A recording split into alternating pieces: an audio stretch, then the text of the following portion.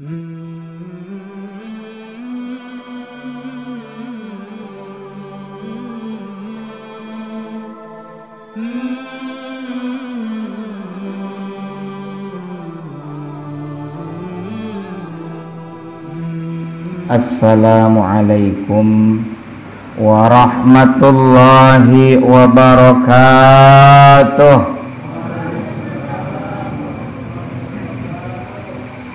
Bismillah, walhamdulillah, wal khairu wasyarru bimasyiatillah. Assalatu wassalamu ala rasulillah Sayyidina wa maulana Muhammad ibni Abdillah wa ala alihi wa sahbihi wa mawalah. La hawla wa la quwwata illa billah. Amma ba'du.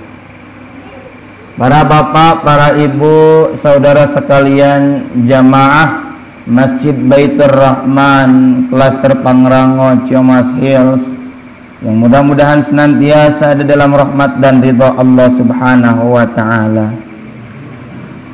Bersyukur kita kehadirat Allah taala malam ini di saat turunnya hujan, di mana turunnya hujan menjadi momen baik untuk melangitkan segala doa, harapan dan cita-cita kita kehadirat Allah taala. Karena saat turunnya hujan adalah termasuk sa'ah mustajabah, sa'ah waktu yang potensial dijabahnya doa. Yang kedua, kita masih berada di bulan Ramadan. Bahkan insya Allah ini adalah penghujung daripada malam Ramadan, dan kita tentu berharap mengakhiri Ramadan ini dengan penuh kebaikan. Kalaulah dalam kehidupan kita berharap agar Allah menganugerahkan kepada kita mati secara husnul khatimah, yakni bagus ujungnya, maka kita pun berharap yang sama manakala meninggalkan Ramadan, dengan harapan agar kita pun husnul khatimah. Sebab Nabi bersabda, innamal a'malu bil khawatim. Sesungguhnya amal-amal, perbuatan-perbuatan itu bergantung pada akhir. Meskipun di antara kita ada yang sudah mudik, sudah sibuk dengan aktivitas jelang Idul Fitri, tapi hati kita jangan sampai lupa kepada Allah Subhanahu wa taala. Bahkan Allah taala memilih kita untuk tetap bisa hadir di dalam masjid untuk salat berjamaah, baik yang fardunya maupun sunnah tarawih. Ma'asyiral muslimin wa zumratal mu'minin rahimakumullah. Kalau kita sedang menginap di teman kita atau di kerabat kita untuk 3 hari, lalu apa yang kita kerjakan di hari atau malam yang ketiga? Tentu kita sedang berkemas. Maka bisa jadi Ramadan kalau diibaratkan sebagai tamu tadi, dia sedang berkemas akan meninggalkan kita. Kita tidak tahu apakah kita yang meninggalkan Ramadan ataukah Ramadan yang meninggalkan kita.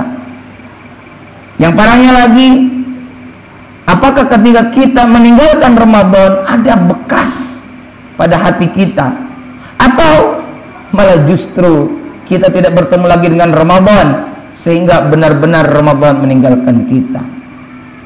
Lantas ketika kita melewati Ramadan, sudahkah kita menggapai tujuan utama daripada disyariatkannya ibadah puasa Ramadan? Apa output, apa visi dari pelaksanaan ibadah puasa Ramadan? Dengan jelas sekali di surah Al-Baqarah ayat 183, di ujung ayat itu la'allakum tattaqun. Nah, pertanyaannya, sudahkah kita menggapai ketakwaan dan istiqomah dengan amal ketakwaan itu? Sebab tattaqun itu, Bapak Ibu Saudara sekalian, menggunakan format fi'lul mudhari'. Fi'l itu artinya kata kerja. Maka yang kita gapai bukan orangnya tapi perilakunya. Dan ini fi'lul mudhari' adalah terikat oleh waktu sekarang dan akan datang, now and future, hal dan mustakbal. Maka mari kita introspeksi diri. Apakah kita termasuk dalam kriteria orang-orang yang sukses, orang-orang yang menang di Ramadan ini? Mari kita cek apakah kita sukses dalam pelaksanaan puasa Ramadan. Yang kedua, apakah kita sukses dalam pelaksanaan qiyam Ramadan seperti tarawih? Yang ketiga, apakah kita termasuk yang sukses melaksanakan sholat sunnah tarawih? Apakah kita sukses dengan membaca Al-Quran, tadarrus, tilawah Al-Quran? Apakah kita termasuk dalam kelompok orang yang sukses menggapai malam Al-Qadar yang penuh dengan kemuliaan? Apakah kita termasuk orang yang sukses bisa menunaikan zakat, bahkan dilengkapi dengan infak dan sedekah? Mari kita tanya ke dalam diri kita. Sebab dalam surah Al-Hasyr ayat 18, kepada orang yang beriman Allah berfirman, ya ayyuhalladzina amanu taqullaha wal tanzur nafsum ma qaddamat lighad. Hei orang-orang yang beriman, bertakwalah kalian kepada Allah, dan hendaklah setiap diri memperhatikan terhadap apa yang telah dilakukan lighad, untuk hari esok, yakni hari kiamat. Kita di Ramadan ini mari introspeksi diri. Sudahkah banyak amal ibadah, amal kebaikan, amal ketaatan yang kita kerjakan sebagai bekal untuk hari esok? Lalu bagaimana agar kita masuk ke dalam kriteria orang-orang yang sukses? Puasa tadi, apakah kita hanya sekedar menahan dari makan, minum, dan berhubungan suami istri saja, tapi kita tidak bisa menahan pendengaran, penglihatan, tangan, kaki, lisan, dan seluruh anggota badan dari maksiat? Kalaulah hanya menahan diri dari makan, minum, dan hubungan suami istri saja, Imam Ghazali menuturkan itu hanya puasa orang-orang awam.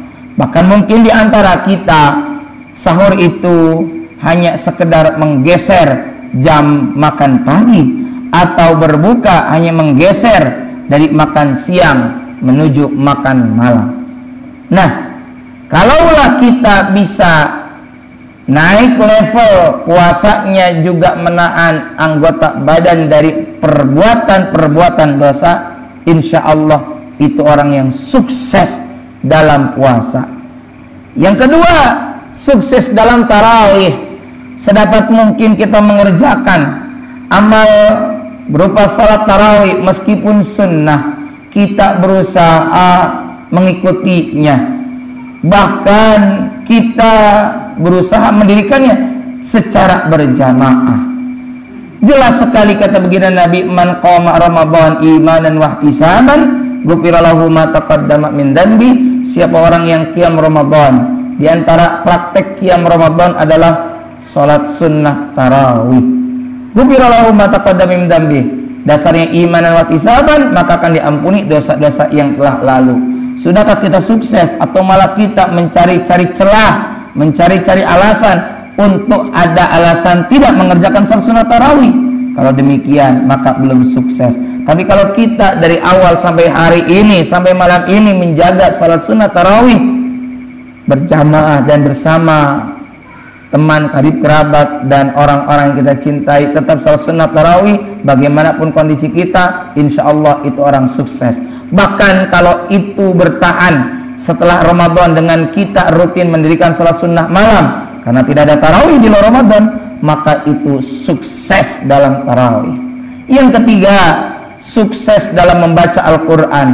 Kita selama Ramadan berusaha aktif, istiqamah, rutin membaca Al-Quran. Bahkan itu kita tingkatkan dan kita jaga usai Ramadan, maka kita termasuk orang yang sukses dalam tilawah atau tadarrus Al-Quran. Bukan sekedar di Ramadan saja, tapi juga berkelanjutan. Yang keempat, sukses Lailatul Qadar. Kita mungkin tidak tahu secara pasti apakah kita mendapatkan malam Al-Qadar tersebut atau tidak. Tapi setidaknya ketika kita istiqomah i'tikaf ke masjid untuk melaksanakan salat berjamaah dan selalu salat sunnah tahiyatul masjid, masuk masjid niat i'tikaf karena Allah Ta'ala, maka insya Allah sukses malam Al-Qadar dan semoga kita pun mendapatkan kemuliaannya.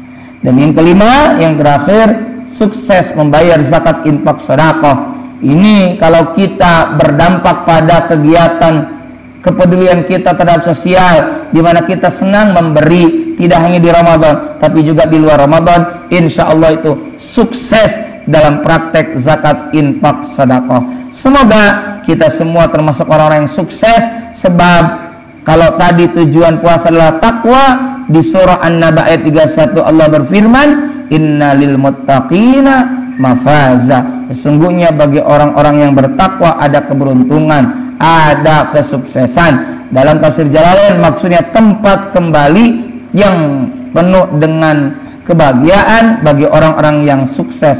Berupa apa? Surga. Makanya dari kata mafaza kita sering berdoa.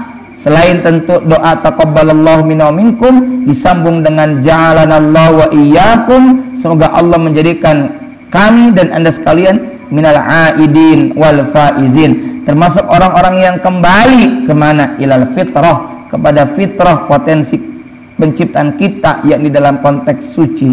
Wal faizin, ini faza, dan sukses, menang, berhasil bil jannah, menggapai surga. Amin ya Allah ya rabbal alamin. Semoga ada manfaat dan barokahnya, dan karena ini adalah pertemuan akhir bagi kami Al-Fakir, mohon maaf atas segala kehilapan, kekurangan, kealpaan selama bulan Ramadan ini. Hadanallah wa iyyakum ajma'in, wallahul muwaffiq ila aqwamit thariq. Assalamualaikum warahmatullahi wabarakatuh.